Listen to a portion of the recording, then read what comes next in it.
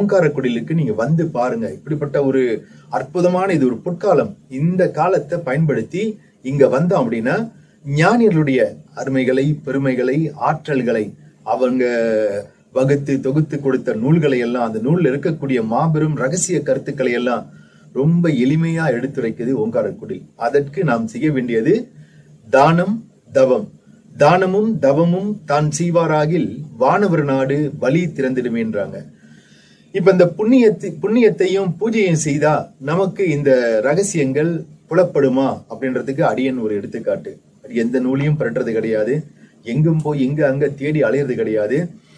இருக்கிற இடத்துலயே, நாம இருக்கிற இடத்துலயே உட்கார்ந்து ஒரு 10 நிமிஷம் பூஜை, யாராச்சும் ஒரு 2 பேருக்கு பசியாட்டி வைக்க சொல்றாங்க குருநாதர். இப்படி செய்ய செய்ய என்ன ஆகுது அப்படின்னாக்கா நமக்கு அறிவு, அந்த அறிவு எப்படிதான் வேலை செய்யுதுன்னு நமக்கே தெரிய மாட்டேங்குது. சில நூல்களை படிக்கும் போது இவ்வளவு காலம் அந்த நூல்